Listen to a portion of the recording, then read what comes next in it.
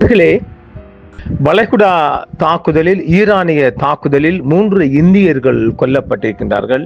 அதுவும் வளைகுடா ஹார்முஸ் ஜலசந்தியில் இப்பொழுது கிட்டத்தட்ட 10,000 பொதுமக்கள் தளங்களை அமெரிக்கா தாக்கியிருக்கின்றது. ஈரானுக்குள் 1330 பொதுமக்கள் கொல்லப்பட்டிருக்கின்றார்கள். தொடரும் 41வது வேவ் அலை. இவளை பழிக்கு பழி வாங்குவோம் என்று புதிய உச்ச தலைவர் சொல்லுகின்றார். அது அவர கருத்தா இல்லை அவரை சார்ந்த கருத்தாண்டு நம்மளுக்கு தெரியா சாமி. ஈரானில் ஒரு கெமிக்கல் மழை பெய்து வருகின்றது. அது எதன் மூலம் என்றதும் அது குறித்தான செய்திகளையும் நாம் இவைகளில் பார்க்கின்றோம். அடுத்தது, லெபனான் மோதலில் கிட்டத்தட்ட 634 பேர் கொல்லப்பட்டிருக்கின்றார்கள். 8 லட்சம் மக்கள், 8 லட்சம் குடியிருப்பாளர்கள் இடம்பெயர்ந்திருக்கின்றார்கள். இது வேறொரு செய்தி. இப்படி ஏகப்பட்ட செய்திகள் வெளிவந்த வண்ணம் இருக்கின்றது. இந்தியா 3 பேரை பலி கொடுத்திருக்கின்றது இந்த எண்ணெய் வியாபாரத்தில். ஒயில் சண்டான போகுது, வேறு அணுச்சண்டை இல்லையது, அணுச்சண்டை கிடையாது, ஒயில் சண்டை. பார்க்கலாம். தியாகிகளின் இரத்தத்தை பழி வாங்குவதை கைவிட மாட்டேன் என்று ஹார்முஸ் ஜலசந்தி மூடப்பட்டிருக்கும் என்றும் புதிய உச்ச தலைவர் முஸ்தபா கொமேனி தெரிவித்திருக்கின்றார்.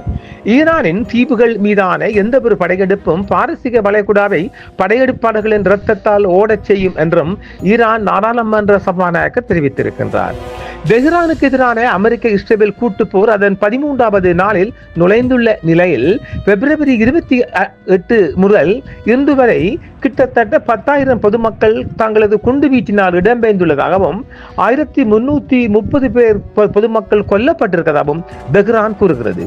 சண்டையை முடிவுக்கு கொண்டு வர விரும்பினால் அமெரிக்கா மற்றும் இஸ்ரேல் முன் ஈரான் ஜனாதிபதி மசூத் பெசஷ்கியான் 3 கோரிக்கைகளை முன்வைத்திருக்கின்றார். இதற்கிடையில் தெஹ்ரானின் மெஹராபாத் விமான நிலையம் உட்பட முக்கிய இடங்களில் இரவு நேர தாக்குதல்கள் தாக்கப்பட்டன.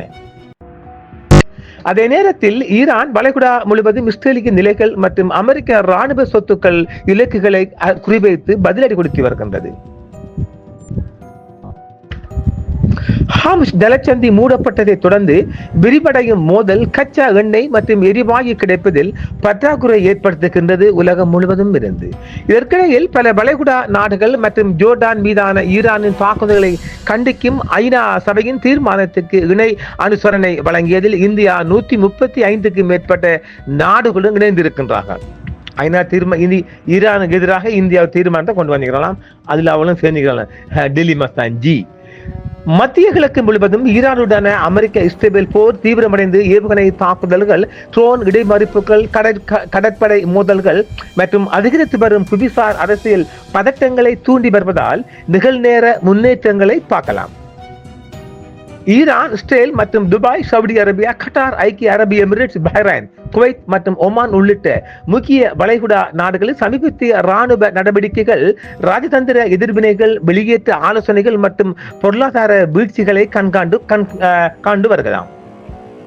பிப்ரவரி 20 முதல் போர் தொடங்கியிலிருந்து அமெரிக்கா தாக்குதலில் 10,000 பொதுமக்கள் வீடு நிலங்களை, வர்த்தக நிலங்களை இழந்துள்ளதாகவும் 1330 பொதுமக்கள் கொல்லப்பட்டதாகவும் ஈரான் தொடர்ச்சியாக சர்வதேச அரங்குகளில் முறையிட்டு வருகின்றது.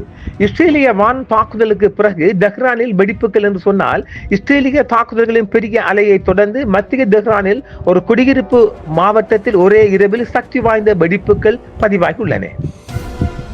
ஒரு குடியிருப்பு கட்டிடம் தாக்கப்பட்டதாக மீட்பு குழுக்கள், இடிபாடு குழுக்கள் தேடுவதாகவும் ஈரானிய செய்திகள் தெரிவிக்கின்றது. ஈரானிய உளவுத்துறை தலைமையகம் சொல்கையில் ஹைபாவில் உள்ள கடற்படை தளம் மற்றும் ரேடார் அமைப்பு உள்ளிட்ட முக்கிய இஸ்ரேலிய இலக்குகளை குறிவைத்ததாக ஈரானிய ராணுவம் தெரிவித்துள்ளது. குவைத் மற்றும் பஹ்ரைனில் உள்ள அமெரிக்க தளங்கள் மீதான தாக்குதல்களையும் தெஹ்ரான் உரிமையை கோருகிறது. ஹார்முஸ் ஜலசந்தி தாக்குதல்கள் கப்பல் போக்குவரத்து அபாயங்களை அளிக்கின்றன.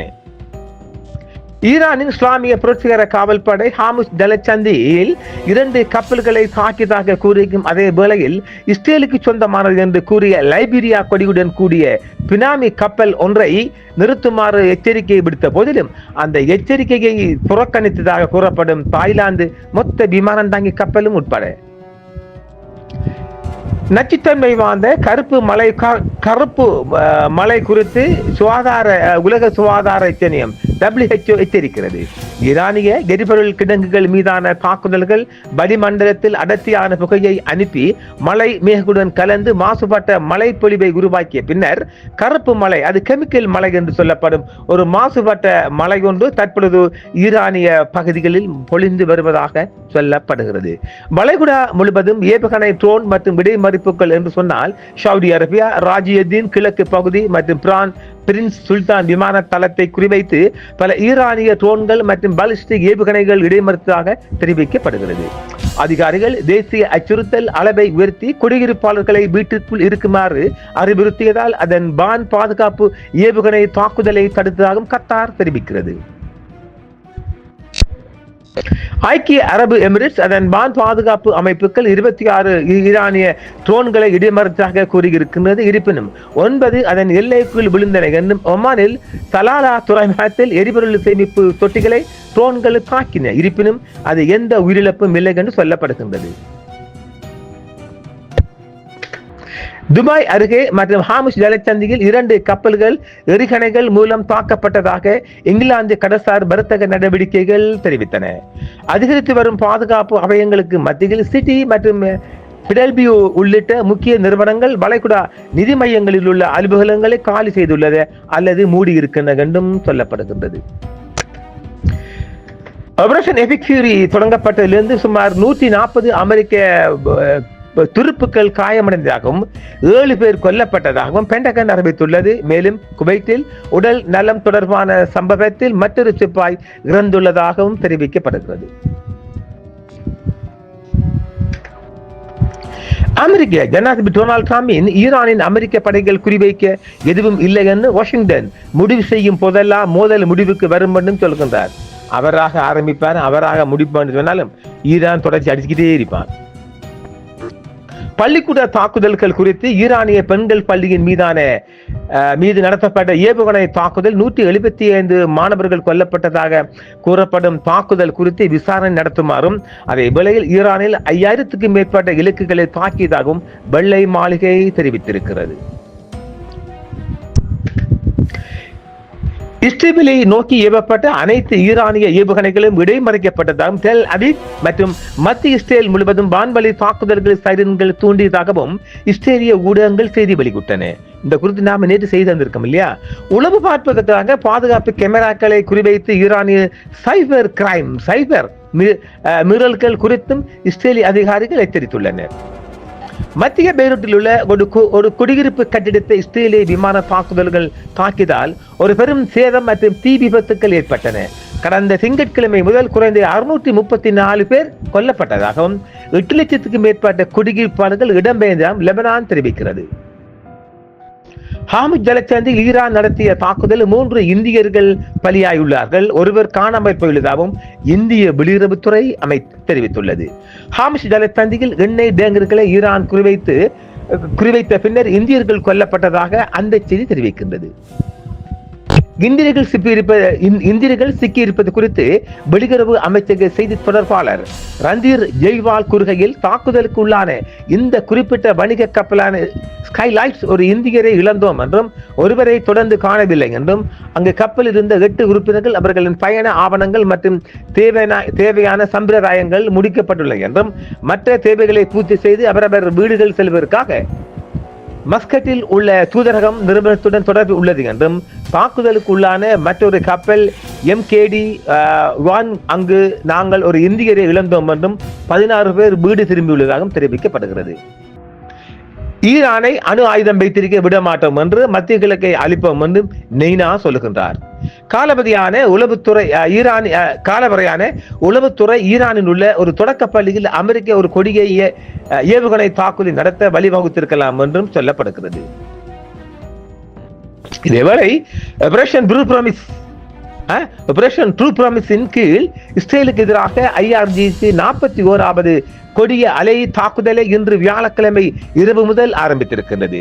டெல் அவீவ் மற்றும் ஆக்கிரமித்த ஜெருசலமில் உள்ள இஸ்ரேலிய தளங்கள் மற்றும் ஆக்கிரமித்த ஜெருசலம் உள்ள அமெரிக்க ராணுவ தளங்களை குறிவைத்து ஹராம் ஷகர், காதர், ஹைபர் சேகான் மற்றும் ஹைபர்சோனிக் பட்டா ஏவுகணைகள் உள்ளிட்ட 10க்கும் மேற்பட்ட கனரக ஏவுகணைகளை பயன்படுத்தி கேமிலேஸ் ட்ரோன்களுடன் இந்த நடவடிக்கை ஆரம்பிக்கப்பட்டுள்ளது.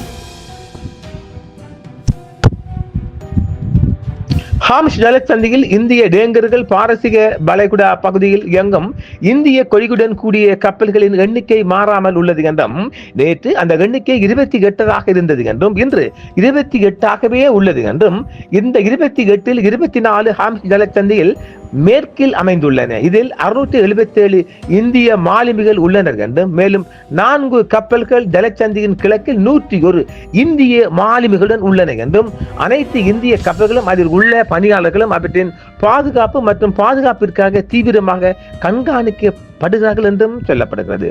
ஹார்முஸ் ஜலசந்தியில் கப்பல்களை அதாவது இன்னொரு செய்தி வெளிவந்திருக்கின்றது. இவர் சொல்றாரு ஸ்கட் ஃபார்மட், அதாவது ஸ்காட்கள் இந்த சைட் பலைகா இந்த காப்பண்டு இந்த செக்யூரிட்டி அதெல்லாம் நடைமுறை. ஹார்முஸ் ஜலசந்தியில் கப்பல்கள் அமெரிக்கா இப்போதைக்கு அழைத்து செல்ல முடியாது என்றும் அமெரிக்க எரிசக்தி செயற்பாட்டாளர் ரைட்ஸ் அமெரிக்க ஊடகங்களுக்கு தெரிவித்திருக்கின்றார். கடற்படை ஸ்காட்டின் ஹார்முஸ் ஜலசந்தியில் இப்போது நடக்காது என்றும் ஆனால் மாத இறுதிக்கு நடக்க வாய்ப்புள்ளது என்றும் நீண்டகால எரிசக்தி பாதுகாப்புக்கு குறுகிய கால இடையூறு தேவை என்றும் சொல்றாங்க அமெரிக்க தரப்பாலே. அது நடக்காது என்று சொல்லுது ஈரான். இதேவேளை ஈரான் மீதான தாக்குதல், இஸ்ரேல் மீதான தாக்குதல், நேரடி தாக்குதல் பற்றி பாகிஸ்தான் பிரதமர் ஷெபாஸ் ஷரீப் அவர்கள் ரியாத் செல்கின்றாராம்.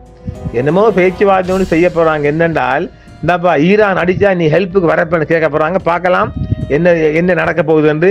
பிராந்திய எரிசக்தி உட்கட்டமைப்பு மீதான ஈரானிய தாக்குதலை தொடர்ந்து வளைகுடா முழுவதும் பதட்டங்கள் அதிகரித்து வரும் நிலையில் ஷெபாஸ் ஷரீப் சவுதி அரேபியாவுக்கு விஜயம் செய்ய உள்ளார்.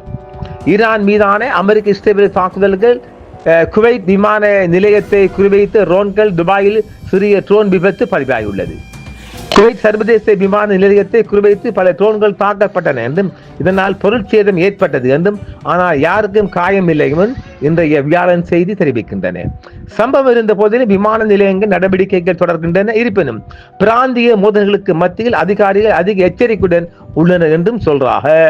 தனித்தனியாக துபாயில் உள்ள அதிகாரிகள் அல் பட்டா பகுதியில் விபத்துக்குள்ளான ட்ரோன் தொடர்பான ஒரு சிறிய சம்பவத்தை தெரிவித்தனர்.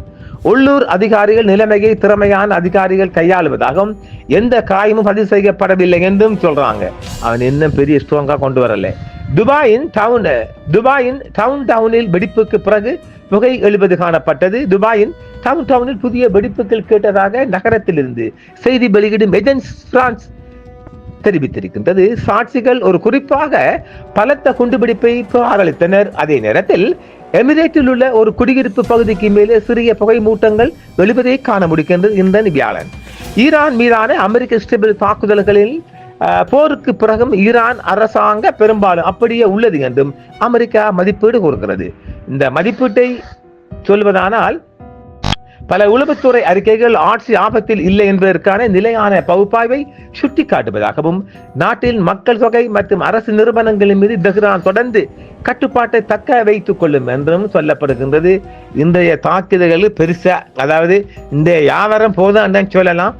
பார்ப்போம், நாளை வியாபாரம் விடிந்தால் வெள்ளிக்கிழமை இருக்குல்ல, மிகப்பெரிய வியாபாரம் இருக்கு. பார்க்கலாம். மீண்டும் மற்றும் ஒரு காணும் சந்திப்போம். என்றும் உங்களுடன் சன்ரைஸ் இந்தியா டிவி சப்ஸ்கிரைப் பண்ணுங்கள், பெல் பட்டனையும் கிளிக் செய்யுங்கள். உங்கள் ஆதரவே எங்கள் சேவை. ஆதரவு தாருங்கள், அரவணைப்போம்.